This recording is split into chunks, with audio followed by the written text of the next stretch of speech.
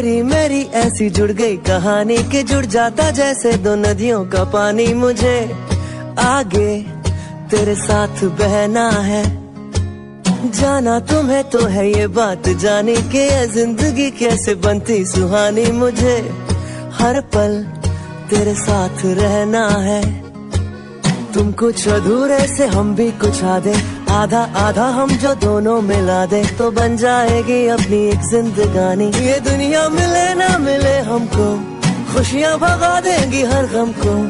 तुम साथ हो फिर क्या बाकी हो, मेरे लिए तुम काफी हो, मेरे लिए तुम काफी हो, मेरे लिए तुम काफी हो।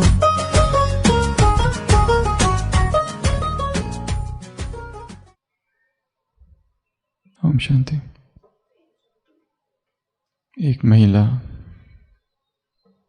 एक मनोचिकित्सक के पास जाती है। वो कहती है एक समस्या है और समस्या मेरे पति से संबंधित है। हम सभी उसकी बीमारी से परेशान हैं। मनोचिकित्सक पूछता है क्या समस्या है।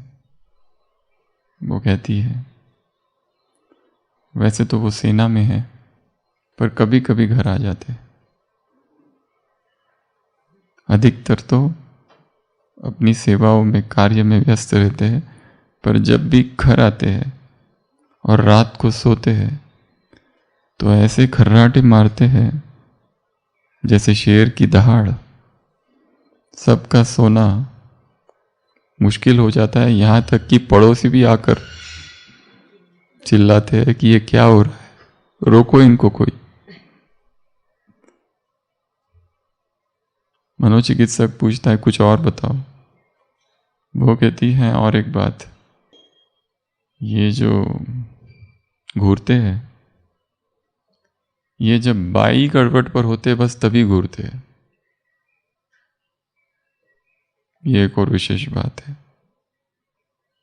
वो कहती है कि कुछ दवा दो जिनसे इनके खर्राटे बंद हो जाए, इनका घूरना बंद हो जाए। हम लोग बहुत परेशान हो जाते हैं।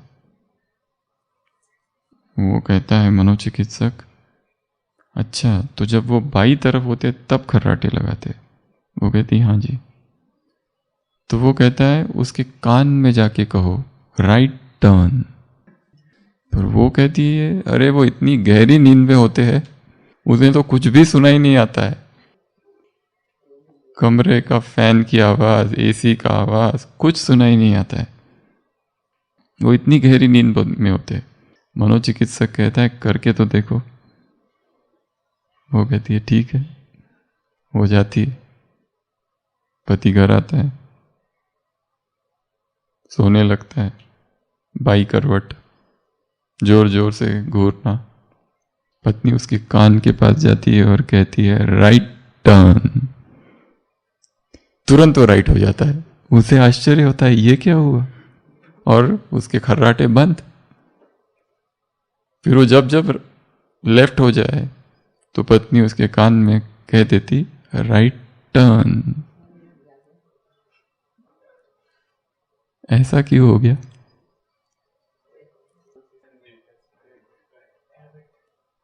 हमारी आदतें हमारी नींद का हिस्सा है। इतनी गहरी बैठी हुई है कि नींद में भी वो काम करती है। एक सिपाही जिसे क्या प्रशिक्षण दिया जाता है, right turn, left turn, right turn, left turn. ये इतना गहरा है, उसके अवचेतन का हिस्सा है वो। इसलिए नींद की गहरी अवस्था में भी उसे वो सुनाई देता है। बाकी और चीजें अगर उसको कहती कि घूरना बंद करो तो नहीं सुनाई देता, पर ये चीज उसे सुनाई दे गई क्योंकि वो नींद का अवचेतन मन का गहरा हिस्सा बन गई।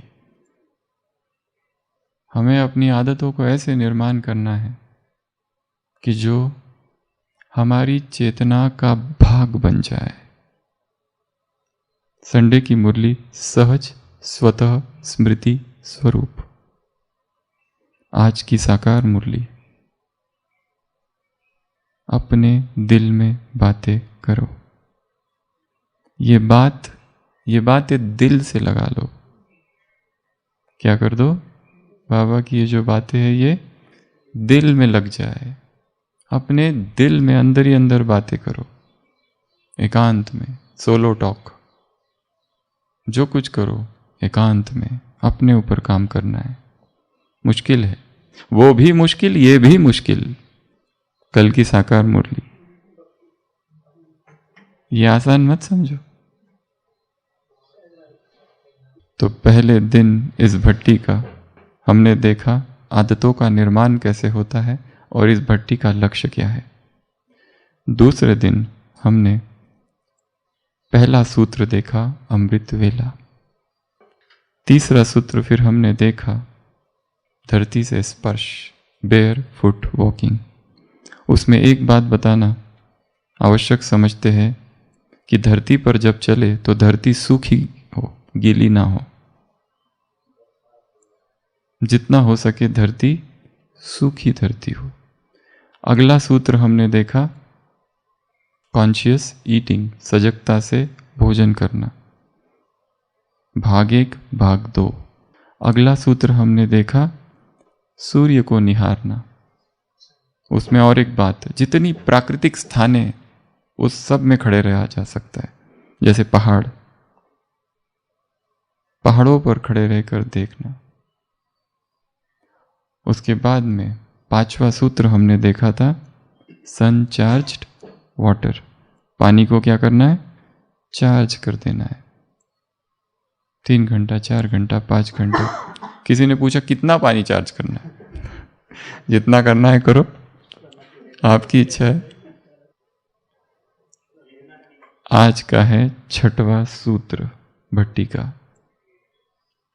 Sleep hygiene. आज का सूत्र क्या है? स्लीप हाइजीन, नींद के शिष्टाचार। क्या किया जाए जिससे नींद बड़ी गहरी हो जाए? क्या किया जाए कि जिससे नींद साउंड स्लीप हो जाए? क्या किया जाए कि अनिद्रा हमें स्पर्श ही ना करे? अनिद्रा का रोग है। रादर आज के युग में अनिद्रा तो लोगों की जीवन शैली है। करवटें बदलते रहते हैं रात भर, और नींद आएगी भी कैसी? प्रकृति का निर्देश है परिश्रम करो दिन भर, नींद अपने आप आएगी। नींद को लाना थोड़ी पड़ता है, नींद स्वतः आती है।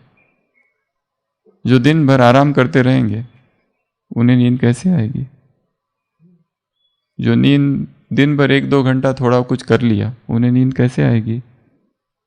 वो मजदूर कभी पूछता है मुझे नींद नहीं आती? किसान कभी पूछता है मुझे नींद नहीं आती? परिश्रम करता है। प्रकृति का निर्देश है परिश्रम करो दिन भर। दिन परिश्रम के लिए, पसीना बहाने के लिए। तो रात में स्वतः सहज नींद आएगी। परिश्रम ही नहीं तो नींद कहां से आएगी? फिर अनिद्रा, फिर बेचैनी, फिर बुरे स्वप्न। तो स्लीप हाइजीन, नींद के शिष्टाचार, इसमें ढेर सारी बातें।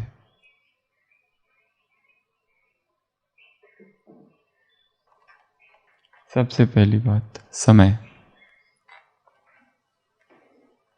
सबसे पहला पॉइंट समय, टाइम। हमारा जो शरीर है, हमारे शरीर के अंदर एक घड़ी है जिसको कहते हैं सर्कैडियन रिदम। हमारे शरीर के अंदर एक क्लॉक है जिसको कहते हैं इंटरनल क्लॉक, बायोलॉजिकल क्लॉक, जो शरीर के अंदर है। हर एक के शरीर के अंदर एक घड़ी है, और ये जो शरीर के अंदर की घड़ी है ये निर्धारित करती है स्लीप वेक साइकिल को, नींद और जागरण के चक्र को। इसलिए महत्वपूर्ण है कि हम अपना टाइम सेट कर लें। इतने ही टाइम सोना है और इतने ही टाइम उठना है। कोई भी टाइम जो आपका है वो टाइम सेट करना बहुत आवश्यक है। उतने ही टाइम बराबर नींद के लिए चले जाए और उतने ही टाइम बराबर उठे। ये सेटिंग हो गई अंदर कि अपने आप काम होगा। फिर अगर हर दिन ये चेंज हो रहा है तो हम प्रकृति के विरुद्ध जा रहे हैं। हमारे शरीर के अंदर की जो घड़ी है कुछ तो गड़बड़ है, रिपेयर की आवश्यकता है। हमारे शरीर का सर्कैडियन रिदम सूरज के साथ मिला हुआ है। सूरज उगता है, सूरज डूबता है। बहुत सारी बातें शरीर की सूरज के साथ जुड़ी हुई है। चाहे हम रात में कितनी भी बार उठे, चाहे कितने भी देर से सोना पड़े, परंतु जो उठने का टाइम है वो उतना ही रखना है। कहा जाता है मैक्सिमम 20 मिनट्स का डिविएशन हो सकता है, पर जितना हो सके होने ही नहीं देना है, क्योंकि हमें अपनी वॉच को सेट करना है। अंदर की जो क्लॉक है, बायोलॉजिकल रिदम है, उसको सेटिंग करना है। तो जितना हो सके सेम टाइम रखना है सोने का और जागने का, ताकि एक रिदम सेट हो जाए, एक सेटिंग अंदर हो जाए, और फिर उसको किसी भी हालत में किसी भी कीमत पे उसे चेंज नहीं करना है। अब आती है बात सोने की। कितने बजे सोए? जितना जल्दी हो सके सो जाए तो अच्छा है। जितना लेट करेंगे उतना हम प्रकृति के खिलाफ विरुद्ध जा रहे हैं। हो सके 9 बजे, 9:30 बजे, मैक्सिमम 9:30 और 10, बस 10 लास्ट है, 10 के बाद नहीं। बाबा ने भी मुरलियों में कहा है तमो प्रधान समय चालू होता है, 10 करो बस। कई लोग कहते हैं हम रात में अच्छा पढ़ सकते हैं, बहुत कुछ कर सकते हैं, परंतु हम प्रकृति के नियमों को तोड़ रहे हैं। प्रकृति के नियम कहते हैं जल्दी सो जाओ। यहां तक कि पुराने जमाने के लोग कितने बजे सोते थे? 7, 7:30, 8, बस भोजन हो गया, सो गए। प्रकाश भी नहीं रहता था। हाँ, किसी गांव में अभी भी है। थक जाते हैं, परिश्रम करते हैं, थकान होती है, सो जाते हैं। तो सबसे पहली बात है एक टाइम सेट करना अपने सोने का, अपने जागने का, और उसको फिक्स कर देना और उसको फॉलो करते रहना।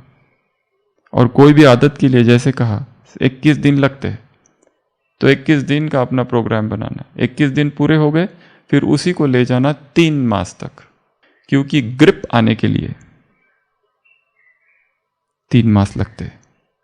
ग्रिप आ जाए, एकदम थोड़ी सी सफलता हो जाए तो एकदम जोश में नहीं आ जाना कि अभी इसको और ही कम कर देता हूं या और कुछ कर देता हूं। रुक जाओ।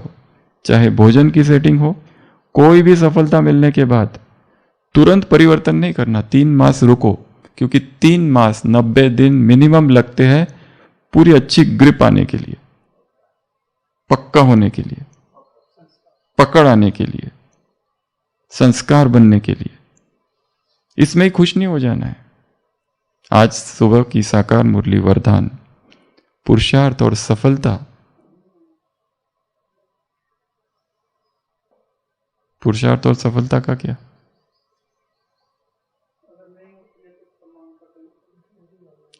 इसका भी अरमान नहीं होना चाहिए। ये अरमान है अर्थात कोई ना कोई फरमान तोड़ रहे हैं। बड़ी सूक्ष्म बात बोलती, क्योंकि सफलता व्यक्ति को ज्यादा विचलित करती है, हार कम। सफलता किस रूप से विचलित करती है? बाह्यमुखी बनाती है, ढीला कर देती है व्यक्ति को। चंद्रगुप्त छोटा है, विजय यात्रा पार करके आया है, विजय कवच लेकर आया है, दिखाया है। चाणक्य ने कहा था वो विजय कवच जिसको मिल जाएगा उसकी कभी हार ही नहीं होगी जीवन में। इतनी लंबी यात्रा करके बहुत मुश्किलों का सामना करके विजय कवच लेके आया है। अब जश्न हो रहा है, पार्टी मनाई जा रही है कि अब तो कुछ करना ही नहीं है ना। चाणक्य कहता है ये क्या कर रहे हो, टाइम वेस्ट, काम पूरा हुआ, अब आगे काम के आगे लग जाओ। एक सफलता हो गई तो उसके थोड़ी ना पार्टी करनी होती है, सेलिब्रेशन करना होता है। नेक्स्ट। फिर वो कहता है कि आप ही ने तो कहा था को विजय कवच मिलने के बाद विजय ही विजय होगी। वो कहते हैं ऐसा कभी हो सकता है क्या कि एक विजय कवच मिल जाए और तुम जीतते जाओ? जीवन तो संघर्ष है, अगली दिवाली तुम नहीं देखोगे। तो टाइम सेट करना है, और सफलता अगर हो गई तो क्या करना है, 3 मास तक उसी को फॉलो करना है। बस टाइम आपका सेट हो गया, 3 बजे उठने का है। अभी 21 दिन 3 बजे उठे, इतनी खुशी हो गई, इतनी खुशी, सीधा उसको 2 कर दिया, धड़ाम से नीचे। 2 तो क्या, 2 बजे तो सोचा अभी मेरा, क्योंकि माइंड की सेटिंग क्या हुई है 3 बजे की, और हमने एक दिन अचानक से क्या कर दिया, बिना तैयारी के, बिना चिंतन के सीधा अलार्म सेट कर दिया 2 का, और माइंड की सेटिंग थी 3, तो 2 बजे देखा 2, तो माइंड कहता है नहीं अभी 3 बजे, और 3 का तो अलार्म ही नहीं है, सीधा उठेंगे 4:30। काम उल्टा हो गया।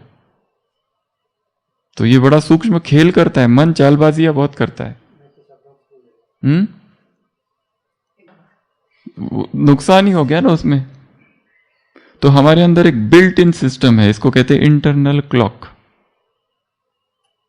तो ये सबसे पहली पॉइंट है, टाइम। दूसरी पॉइंट, डार्कनेस। जिस कमरे में सो वो कंप्लीटली डार्क हो, उसमें प्रकाश ना हो। और रिसर्च ये कहता है अगर प्रकाश हो भी तो केवल लाल वाला प्रकाश हो सकता है बस, और दूसरा नहीं, क्योंकि लाल वाला प्रकाश ही ये जो पीनियल ग्लैंड है इसको कम से कम सप्रेस करता है। हमारी जो इंटरनल क्लॉक है, घड़ी है, उसको कम से कम प्रभावित करने वाला केवल लाल प्रकाश है। तो 0 बल्ब अगर लगाना भी है तो केवल लाल वाला, और दूसरा कलर यूज नहीं करना है। पर जितना हो सके नो लाइट। जितना डार्क में हम सोएंगे उतना इधर पीनियल ग्लैंड से मेलाटोनिन सिक्रेट होगा, और ये मेलाटोनिन रिस्पॉन्सिबल है, ये हार्मोन, किस लिए, स्लीप वेक साइकिल के लिए। शरीर की जो घड़ी है उसको संचारित करने वाला ये मेलाटोनिन है। जो नींद की गोलियां मिलती है ना, उसमें क्या होता है, एक ट्रैंक्विलाइजर होता है प्लस मेलाटोनिन। टैबलेट स्ट्रेसनिल क्या है उसमें, जो पेशेंट्स को दी जाती है, मेलाटोनिन 3 mg। यही तो होता है, यहां तो नेचुरली निकल रहा है वो यहां से। पर जितने लाइट्स ऑन होंगे, जितना प्रकाश आ रहा होगा यहां से वहां से, नींद डिस्टर्ब होगी। तो स्लीप हाइजीन का दूसरा नियम है टोटल डार्कनेस। अब क्या क्या किया जा सकता है, तो एक पट्टी मिलती है ब्लैक कलर की, आप आई डिपार्टमेंट से ले सकते हैं, वो पट्टी रख लो आँख के ऊपर अगर लाइट आ रहा है। या फिर एक लाइट भी मिलता है जिसको लाइट कहते हैं, वाइट लाइट, कोई नाम है उसको, वाइट नॉइस रिमूवर, जो आसपास के ये लाइट को रिमूव कर देता है। ऐसा भी एक लाइट भी मिलते हैं ऑनलाइन, उसका एक नाम है। काला पट्टी तो सबसे अच्छी है, और उससे भी अच्छे है वाइट नॉइस साउंड मशीन कहते हैं उसको, वाइट नॉइस साउंड मशीन। ये मशीन भी आती है एक, वाइट नॉइस साउंड मशीन। तो चलो वो तो नॉइस का है, पर ये जो है डार्कनेस। तीसरा प्रिंसिपल है वॉइस, नॉइस ना हो, किसी भी प्रकार की आवाजें ना हो, जितना हो सके टोटल साइलेंस में सोना है। टोटल साइलेंस, कोई आवाजें ना हो, किसी भी तरह की आवाज ना हो, जितना हो सके। इसके लिए कान के में लगाने वाले ईयर प्लग भी मिलते हैं, अगर कमरे वाला खर्राटे लेता है तो वो लगा के कई लोग सो जाते हैं, बहुत सस्ते मिलते हैं, ऑनलाइन मंगाते हैं लोग। इधर एक लगा दो, इधर एक लगा दो, बस आप अपनी दुनिया में मस्त। दुनिया घर में जो हो रहा है होने दो, पतियों के लिए बेस्ट है ये। कपास लगा सकते, कुछ भी, तो ऐसा बताते हैं। तो नॉइस, टोटल नॉइस ना हो सोते समय। अगली पॉइंट, अगर कहीं से है तो खिड़कियां, मतलब कुछ भी हो, वॉइस को आउट कर दो, नहीं तो नींद में डिस्टर्बेंस होगा। फोर्थ पॉइंट, कहाँ सोना है, प्लेस, जितना हो सके हवादार जगह पर सोना है। तो सबसे पहला ऑप्शन खुली हवा में, प्रकृति के सानिध्य में, एकदम प्रकृति में डायरेक्ट, ये पहला ऑप्शन। दूसरा ऑप्शन टेरेस, जिनके पास खुली छत है वो जितना हो सके छत पे सोए। मच्छर है, मच्छरदानी लगा लो, सिंपल है, मच्छरदानी लगा दो और सो जाओ। तीसरा, जितना हो सके, अगर ये सब अवेलेबल नहीं है, बालकनी है, अगर वो भी नहीं है तो कमरे के अंदर भी सोए तो हवादार हो। खिड़कियां खोल दो, जाली लगी हो, मच्छर ना आए, दरवाजे खुले कर दो और उसके अंदर हवा बहती रहे रात भर जहां हम सोए। अगला, कहाँ सोए, ऊपर या नीचे, मैट्रेस या जमीन पर। बहुत सारी मेडिकल स्टडीज आई है जो कहती है मैट्रेस पर सोने से क्या नुकसान है और नीचे सोने से कितने सारे फायदे। कई लोगों का बैक एक ठीक हो गया। शुरुआत में 3-4 दिन मुश्किल होगी, पर धीरे धीरे आदत जब पड़ जाएगी तो आपको अच्छा ही नहीं लगेगा सोफा पे सोना या तो बिस्तर पर सोना, गद्दे पर सोना। हमेशा लगेगा कि फ्लैट सो जाओ, बहुत अच्छा मजा आएगा। फिर उसके बाद में पिलो, यस नो, जिनको पिलो के बिना सो ही नहीं सकती वो पिलो ले, परंतु नरम वाली हो, पतली हो। सबसे अच्छा तो ये होगा कि पिलो की आवश्यकता ही नहीं, क्योंकि वो भी एक डिपेंडेंस है। तकिया की आवश्यकता ही नहीं है। जितना हम आरामदायी तकिया पे लेंगे और मैट्रेस लेंगे डनलप का, उतना सुबह उठने में मुश्किल होगी। हमारी बॉडी की अलाइनमेंट नीचे सोने से सबसे अच्छी होती है। अर्थिंग, उस दिन हमने देखा था अर्थिंग। अर्थिंग कैसे होती है, डायरेक्ट पृथ्वी के टच पे। जितना पृथ्वी का टच ज्यादा होगा शरीर को, उतनी अर्थिंग ज्यादा होगी। कुछ भी, कोई लोग डायरेक्ट सोते हैं फर्श पर, कोई लोग कुछ बिछा के सोते हैं, चटाई, रज़, कुछ भी, परंतु नीचे सोने के फायदे ये है कि बॉडी की अलाइनमेंट होती है। जो बैक पेन है, नेक पेन है, नहीं तो कई बार ऐसा होता है ट्रेपिजाइटिस हो जाता है, ये पूरा दर्द होने लगता है, क्योंकि पिलो लेते हैं, पिलो ऊपर रह जाती है, हम नीचे सरक जाते हैं, तो आधा पिलो आधा इधर। सुबह उठते हैं तो पूरी अकड़ जाती है गर्दन। ये गर्दन स्पॉन्डिलोसिस, ये सब, ये सारी प्रॉब्लम्स जमीन पर सोने से हट जाती है। और दूसरी बात, तपस्वी कहाँ सोते हैं, जमीन पर। जमीन पर सोने का आनंद ही कुछ और है। दूसरी बात, जब उठते हैं तो लेफ्ट करवट पर टर्न होके उठना है, ऐसे हाथ रख के। ये योगियों की शैली है। उठते हैं तो जल्दी जल्दी में नहीं उठना है, आराम से, धीरे से, आंखें खुले, लेफ्ट टर्न पर हो जाओ, फिर उठो। ऐसा योगासन में सिखाया जाता है। तो कहाँ सोना है, जमीन पर जितना हो सके। पिलो की आवश्यकता नहीं है। जो बिना कोई हमने देखा 3-3 पिलो चाहिए उनको। 3 पिलो किसी और नींद नहीं आती है, किसी को 2 पिलो, 3 पिलो। कैसे सोते पता नहीं, हो गए थे हम बचपन से ऐसे सो रहे, आज तक कभी गर्दन दर्द नहीं हुआ। पर ये गलत आदतें है, ये तो डिपेंडेंस हो गया ना, पर निर्भरता हो गई किसी अन्य चीज पर। तो जितना हो सके हम इंडिपेंडेंट रहे। अगला, ये हो गया प्लेस। उसके बाद में कपड़े, जितना हो सके हल्के ढीले कपड़े हो, टाइट कपड़े ना हो, हल्के ढीले कपड़े हो, नाइट क्लोथ्स सोते समय। अगला, इलेक्ट्रॉनिक्स, जितना हो सके मोबाइल को आधा घंटा पहले ऑफ कर देना है, जो कर सकते हैं। जो नहीं कर सकते हैं वो ऑफलाइन हो जाए सोने से 1 घंटा पहले। सारा वाईफाई, इंटरनेट बंद। जिनको इमरजेंसी है रात में चालू रखना ही पड़ता है, उनकी और बात है, पर जिनको कोई इमरजेंसी नहीं है, और बहुत ही कम लोग हैं संसार में जिनको इमरजेंसी होती है रात में, अधिकतर लोगों को कोई इमरजेंसी नहीं है। और पूरे के पूरे कमरे में जितना हो सके कोई भी मोबाइल या इलेक्ट्रॉनिक्स ना हो। पूरे कमरे के बाहर ही रख देना इलेक्ट्रॉनिक्स को, क्योंकि वाइब्रेशंस उसमें से इमिट होती रहती है। इसको, हाँ, स्विच बंद कर दो तो कोई बहुत ही अच्छा है। फिर तो स्विच बंद कर दो, स्विच ऑफ, फिर कोई प्रॉब्लम नहीं है।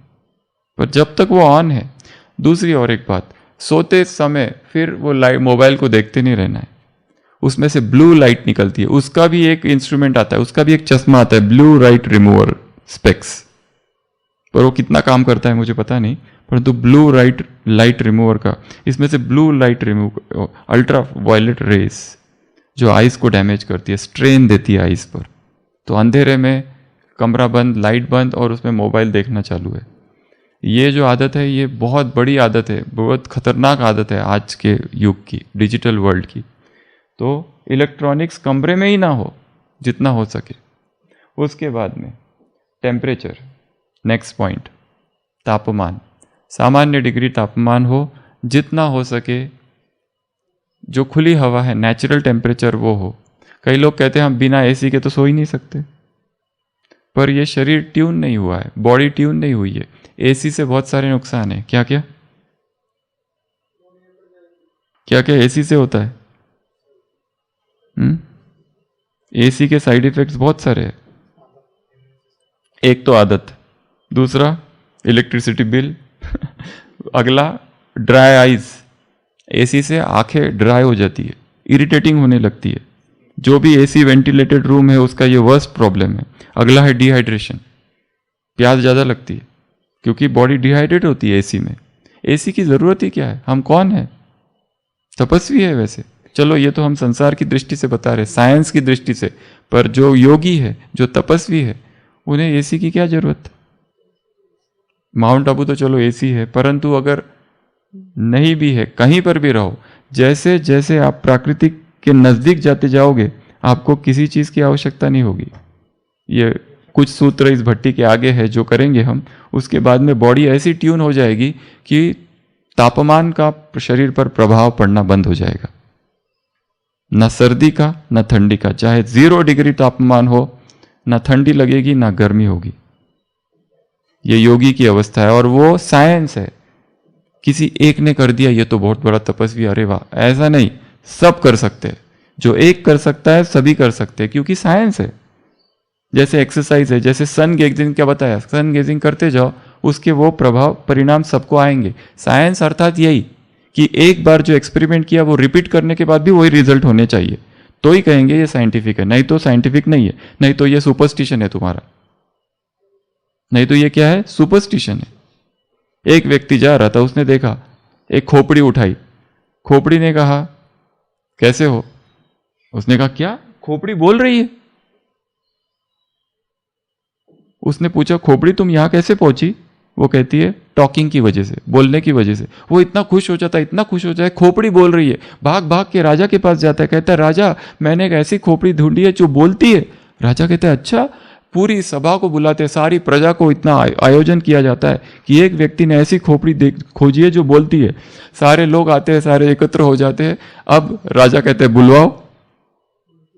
तो वो व्यक्ति राजा से, खोपड़ी से पूछता है बोलो खोपड़ी तुम यहां कैसे आई? साइलेंस, खोपड़ी बोलती ही नहीं है। अरे कहती है, खोपड़ी से बोलती है अरे बोलो ना, तुमने बोला तो था ना, बोलो। खोपड़ी कुछ नहीं बोलती। राजा इतना क्रोधित हो जाता है, तुम झूठे हो, इसका सर कलम कर दो, उसका सर कलम कर दो। सारे लोग चले जाते हैं। फिर खोपड़ी बोलने लगती है तुम यहां कैसे आए, उससे बात कर रही है। अब वो और खोपड़ी दो ही लोग। अब खोपड़ी सब जाने के बाद बोलती है तुम यहां कैसे आए? वो कहते हैं टॉकिंग, बोलने की वजह से। तो साइंस अर्थात वो जो रिपीट किया जाए। तो ऐसे भी कुछ प्रयोग हम आगे के सूत्रों में देखेंगे। तो क्या होता है, एसी से डिहाइड्रेशन हो जाता है। अगला हेडेक, जो लोग ज्यादा और कंटिन्यूअस एसी में रहते हैं उनको एक अजीब प्रकार का भारीपन रहता है, वो भी डिहाइड्रेशन की वजह से होता है। और जिनको माइग्रेन रहता है और वो कंटिन्यूअस एसी में रहते हैं उनका वो एसी से हेडेक ट्रिगर हो सकता है। ये एक दूसरा उसका। दूसरा इन्फेक्शंस, नेजल इन्फेक्शंस, क्योंकि ड्राइनेस होता है, कंजेशन होता है तो इन्फेक्शन हो सकता है। दूसरा रेस्पिरेटरी प्रॉब्लम्स, उसका ड्राई स्किन। फिर लिथार्जी, जो लोग एसी में ज्यादा काम करते हैं आलस रहता है उनमें, एक बिल्कुल इच्छा बाहर जाके कुछ करने की, बोलो उनको इच्छा ही नहीं होती है बाहर जाने की, और गए भी तो तुरंत एसी में आ जाएंगे।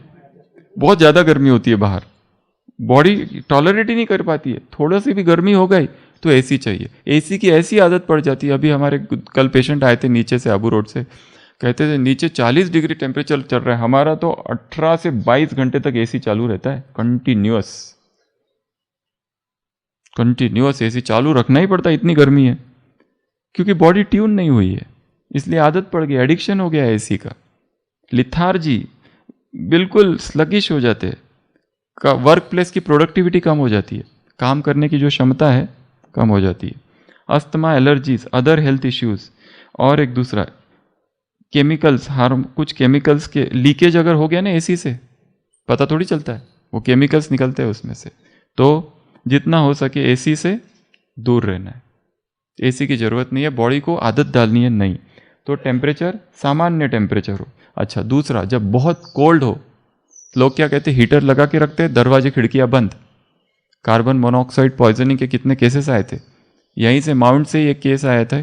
घर में वो व्यक्ति था, 2 पत्नी बच्चे, वो हीटर आग जलाई, कोयला, और दरवाजे खिड़कियां बंद कर दी, इतनी ज़्यादा ठंड थी।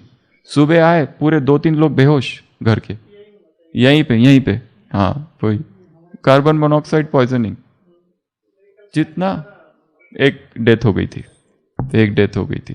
तो कार्बन मोनोऑक्साइड पॉइजनिंग बहुत खतरनाक चीज़ है। अपने शरीर को आदत डालनी है, इसकी भी आदत यहाँ से चालू होती है। मेंटल, ये प्रोग्राम है। हम कहते हैं मुझे बहुत ठंड लग रही है, तो लगेगी, पर अपने आप को सेटल कर, ऐसा प्रोग्राम दे दो कि मुझे ना तो ठंड लगती है ना तो गर्मी लगती है, मैं इन दोनों के प्रभाव से मुक्त हूँ। आज की मुरली साकार, परमधाम में आत्मा अभोक्ता है, ना खाती है ना भोगती है कोई चीज़ को, मैं अभोक्ता हूँ। ये चीज़ का मुझ पर कोई प्रभाव नहीं, किसी भी चीज़ का प्रभाव नहीं। और जब हम लोग क्या करते हैं, टेम्परेचर देखने के बाद ज़्यादा ठंडी लगने लगती है, उसमें देखो आज 4 डिग्री है, अरे बाप रे, अब तक नहीं लग रही थी, जब देखा 4 डिग्री है तब लगना चालू होती है। मतलब ये यहाँ की क्लॉक है, यहाँ पे सेटिंग है सारी, टेम्परेचर से कुछ नहीं हो रहा है। उसका भी हम एक पूरा क्लास लेंगे टेम्परेचर कंट्रोल का। तो ये पॉइंट हो गई, कहाँ पहुंचे हम, नहीं टेम्परेचर पर, टेम्परेचर। उसके बाद में है भोजन। तो सूर्यास्त और सूर्योदय के साथ हमारा इंटरनल क्लॉक की सेटिंग है। जैसे ही सूर्यास्त हो जाता है, उसके बाद में जो कुछ भी शरीर में डाला जाता है पचने के लिए बहुत भारी है। सूर्यास्त होने के बाद कुछ भी डाला जाए, चाहे पानी चाहे भोजन, इसीलिए कहा जाता है योगी का भोजन सोने से 4 से 8 घंटा पहले पूरा हो जाना चाहिए। आइडियल योगी का भोजन हो जाना चाहिए last, ideal time 4 o'clock dinner, 2 और 6 के बीच ये टाइम है डिनर का। योगी का भोजन 8 घंटा पहले, डिनर सोने से 4 से 8 घंटा पहले पूरा हो जाना चाहिए, क्योंकि सोने से 4 घंटा पहले अगर हम डिनर पूरा कर लेते हैं तो वो पाचन के लिए बहुत टाइम मिल जाता है पेट को, अपने आप धीरे धीरे सेटिंग है ये। भूख जो बोला ना, फिर से वो 11 बातें लाओ, वो भूख मन की है, शरीर की नहीं है। शरीर को तो भूख है ही नहीं, शरीर को तो आत्मा के अतिरिक्त तो और कुछ चाहिए ही नहीं, उसको चलाने के लिए कुछ भी आवश्यकता नहीं है, आत्मा के सिवा कुछ भी नहीं चाहिए। तो योगी का भोजन जितना हो सके सूर्यास्त से पहले हो जाए, ये नियम है, आयुर्वेद में दिखा है। जैन धर्म, बहुत सारे जैन धर्म में तो इसकी बहुत बड़ी थियरीज है। बहुत जठराग्नि का क्या होता है, आयुर्वेद कहता है वो जठराग्नि मंद हो जाती है, पाचन नहीं हो पाता है, फिर भारी होता है। यहाँ तक कि श्वेतांबर दिगंबर जैन मुनि कहते हैं कि सूर्यास्त होने के बाद तो भोजन को देखना भी नहीं चाहिए, उधर सूर्यास्त हुआ इधर मुंह बंद।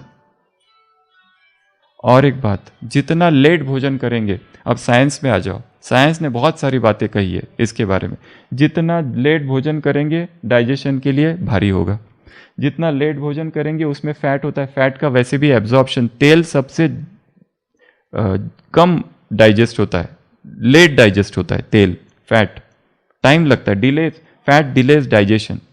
दूसरा, जितना गरिष्ठ होगा उतनी फिर, क्योंकि भोजन से क्या हो जाए, डाइजेस्टिव सिस्टम एक्टिवेट हो गया, फिर नींद देर से आएगी।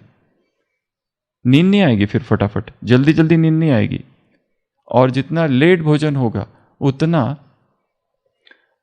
पानी पिएंगे, और पानी पिएंगे तो रात में कई बार उठना पड़ेगा, एसिडिटी होगी, गैस होगी, सुबह उठते ही डकारे चालू हो जाएगी, फिर पेट साफ नहीं होता, बहुत सारी चीजें होती है। ये साइंस के तो ढेर सारे कारण है, इस पर भी कभी और चर्चा करेंगे कि लेट भोजन करने से साइंस क्या क्या क्या कहता है, साइंस का क्या विचार है लेट के लिए, साइंस क्या कहता है, आयुर्वेद क्या कहता है, जैन धर्म क्या कहता है। अरे वो सब छोड़ो, योगी जीवन में क्या होना चाहिए? रात में उठ के खा लेना, ये फिर हमारे हंगर की वजह से खा रहे, इमोशनल ईटिंग है वो। रात सोने से तुरंत पहले खाना अर्थात इमोशनल ईटिंग है। उस टाइम पे भूख लगने का कोई सवाल ही नहीं है। उस टाइम को तो हमको अपने शरीर को डाइजेशन के लिए टाइम देना है। वो टाइम जो है वो वात पित्त और कफ, उसमें अभी अगर देखा जाए तो वो टाइम है रेस्ट का।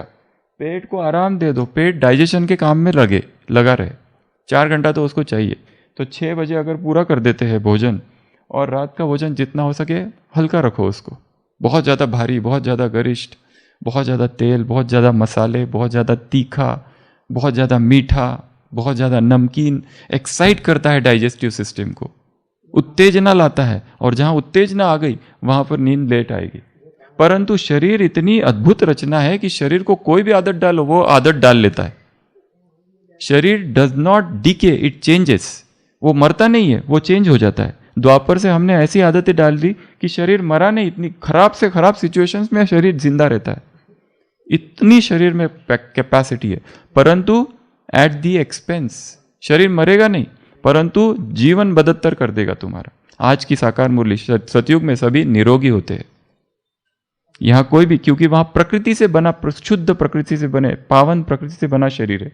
अभी शरीर तत्वों के साथ शरीर भी विकारी हो चुका है, रोगी हो गया है। उसमें आदतें हमारी रोगी आदतें हैं, रुग्ण आदतें हैं ये। इसके लिए आइडियल टाइम जो है योगी का वो है 4 PM। अगर उससे भी महायोगी कोई है तो डिनर का टाइम है 2 PM। 2 बजे योगी का डिनर पूरा हो जाता है, या फिर 4 बजे, अगर ये भी नहीं तो 6 PM। 8 से 2, 6 आवर्स। शरीर जितना भोजन से रिक्त रहेगा उतनी अद्भुत उसमें ऊर्जा होगी, शक्ति होगी। जितना भोजन उसके अंदर रहेगा उतनी क्षमता कम रहेगी, प्राणिक ऊर्जा बहेगी, फ्लो ऑफ कॉस्मिक एनर्जी उतनी ही अधिक होगी। जितना उसमें पचाने में वो लगा रहेगा तो यहां पर काम नहीं करेगा। सिद्धांत तो कुछ और है, जो मनुष्यों ने समझे है वो नहीं है। साइंस ने अभी बहुत कुछ नहीं समझा है, वो तो अनुभव ही समझा सकता है, और एक दिन साइंस भी मानेगा, और अभी मान भी रहा है।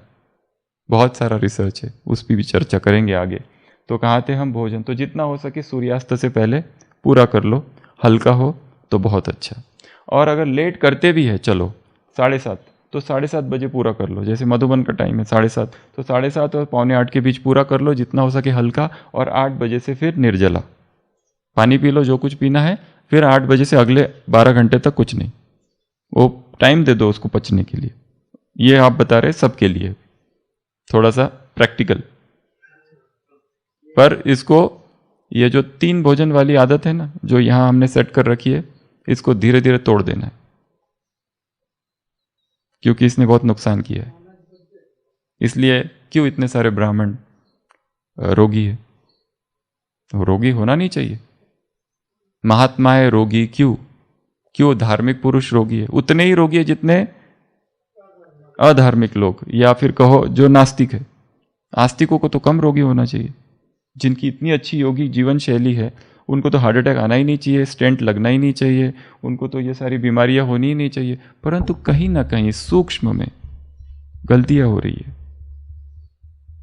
कहीं ना कहीं सूक्ष्म गलतियां हो रही है। आज की मुरली में सूक्ष्म शब्द कहां पर है? क्या है स्लोगन? सूक्ष्म कमजोरियों का चिंतन करो। यही क्या है? स्वचिंतन है। यही स्वचिंतन है, कमजोरियों को समाप्त करो। सूक्ष्मति अति सूक्ष्म तो भोजन। उसके बाद में प्री स्लीप रिचुअल्स, क्या क्या करके सोना है। तो हमारी मैं ऐसा बहुत सारी चीज़ें नहीं बताऊंगा, परंतु सबसे महत्वपूर्ण चीज़ है चार्ट लिखना। आज भी भेजा है, और बाबा की बहुत सारे महावाक्य अभी पढ़ने का टाइम नहीं है, आप ग्रुप में भेजेंगे, वो पढ़ लेना।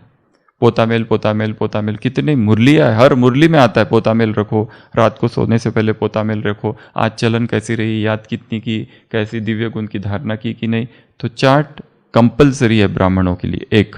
दूसरा, आत्म अभिमानी स्थिति, सारे दिन को जो कुछ हुआ बाबा को सुना दो, शाम को भी सुना सकते, रात को 2 टाइम पोतामेल देना, एक शाम को सारे दिन भर जो हुआ वो सुनाना है, रात को लिखना है। एक है वर्बल, एक है ओरल, एक है लिखना रिटर्न, एक है वर्बल सुनाना। शाम को योग से पहले सुनाना और रात को नींद से पहले लिखना।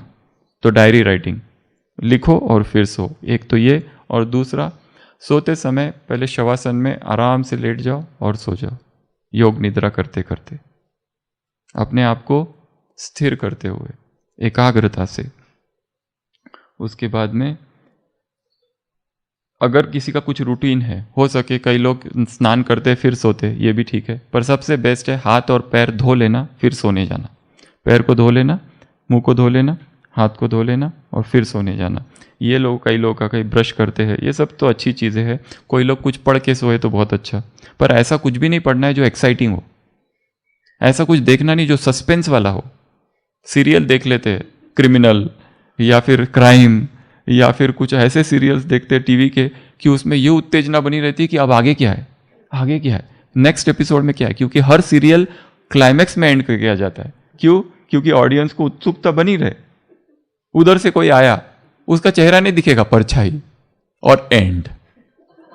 अब इच्छा है क्या, और कभी कभी ऐसा हो जाता है कि तभी देखना है। अब टाइम हमारा था 10 बजे का सोने का, और देखते देखते 10:30 हो गए, और फिर वो नेक्स्ट एपिसोड भी ऐसा एंड होता है कि पीछे से एक काला हाथ, वो किसका था, वो देखने में लग गए, ऐसे करते करते 11।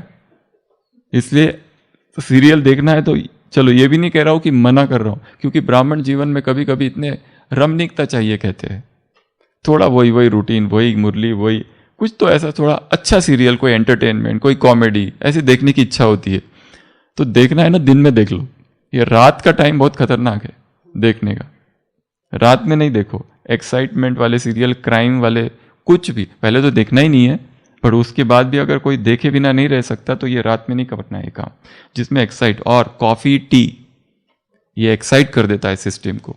कॉफ़ी हो गया, टी हो गया, चलो यहाँ तो नहीं, पर संसार के लिए हम लोगों को कहते हैं दारू वगैरह, ये एक्साइट कर देता है, फिर नींद नहीं आती है, फिर अनिद्रा होती है। या फिर क्रॉसवर्ड पजल वगैरह सॉल्व करते बैठते हैं, वो भी नहीं करने, वो एक्साइट कर देता है। इलेक्ट्रॉनिक्स का बोल दिया। उसके बाद में आपको नींद नहीं आ रही है, उठ जाओ, बैठ जाओ, लेट थोड़ा सा बैठो और कुछ पढ़ो। फिर ऐसा नहीं कि करवटें बदलते रहो, कुछ पढ़ लो, कुछ मुरली पढ़ो, कुछ अध्ययन करो, कुछ योग करो या टहलो। योग ही नहीं, नींद ही नहीं आ रही तो क्या हो गया, कुछ तो करना पड़ेगा। और दूसरी बात, योग निद्रा का अभ्यास, उस पर भी एक सेशन लेंगे। दिन में 2-3 बार नींद कर लेनी है अच्छी सी, योग निद्रा 5-5, 10-10 मिनट की नैप कहते हैं उसको। उसके बाद में अच्छा स्लीप एनवायरनमेंट, बेड हमारा अच्छा हो।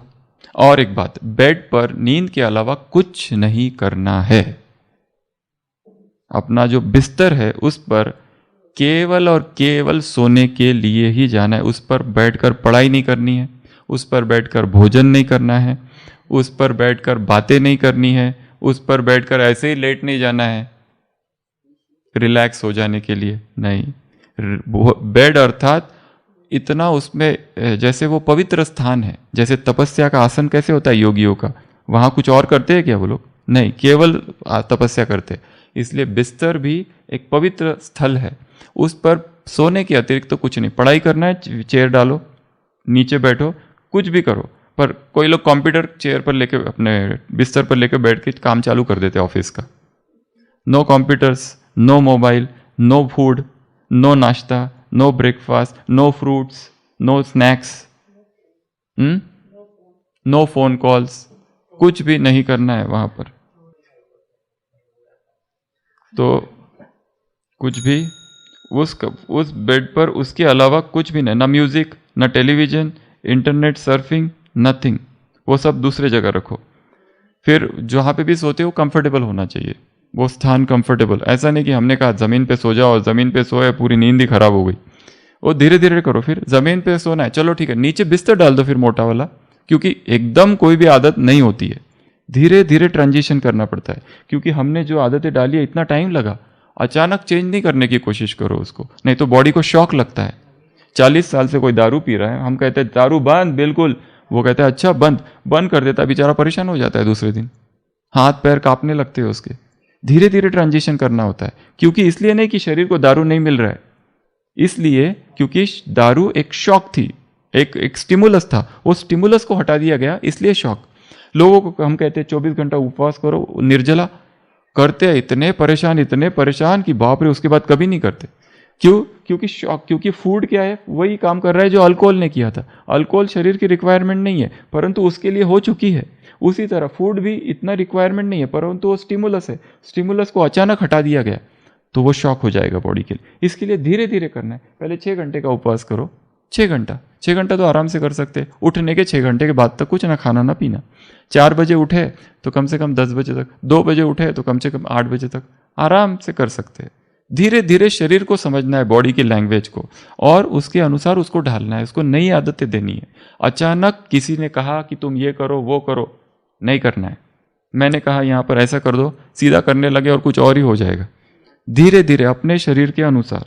तो ये, उसके बाद में जितने डिस्ट्रैक्शंस हो सके सबको हटा दो, वो तो कह दिया है ऑलरेडी। एक जो मशीन आती है लाइट को निगम करने, टेम्परेचर का बोल दिया, एक कॉफ़ी टी अल्कोहल ये सारा जो है, और जितना हो सके कम भोजन हो वो भी बोल दिया, निकोटीन। और सारे दिन भर में हमारी एक्सरसाइज हो तो रात में नींद अच्छी आएगी। बेयर फुट वॉकिंग हर दिन कंपलसरी 45 मिनट्स हो तो नींद अच्छी आएगी, जो उसमें भी बताया था। सन को एक्सपोजर हो सारे दिन भर, सन बाथ, तो फिर रात में नींद अच्छी आएगी। तो ऐसी ये कुछ बातें हैं। सोने का तरीका कैसे भी जितना हो सके, कई लोग ये भी बताते हैं ये पैर के नीचे पिलो लेके सो, एक तरफ हो जाओ और यहाँ बीच में पिलो, उसका एक फोटो है वो भेजेंगे, बीच में पिलो लेके सोना है, वो भी एक बहुत अच्छा तरीका है सोने का। ये सोने का एक चित्र है वो बता रहे, हाँ ये ऐसा, ये ऐसा, ये यहाँ पे पिलो डाल देते, दो जांग के बीच में एक करवट सोए, उसके बहुत सारे साइंटिफिक फायदे बताए। ये और ये दो जांग के बीच में एक पिलो, एक तरफ लेटे हुए, this is the best method of sleeping कहा हुआ है। हाँ वो भी है। तो चलो जैसा जिसको, पहले थोड़ी थोड़ी अपने मन को सेट, और एक सबसे महत्वपूर्ण बात, एक मेंटल अलार्म क्लॉक सेट करनी है यहाँ पर सोने से पहले, कि मुझे इतने बजे उठना है।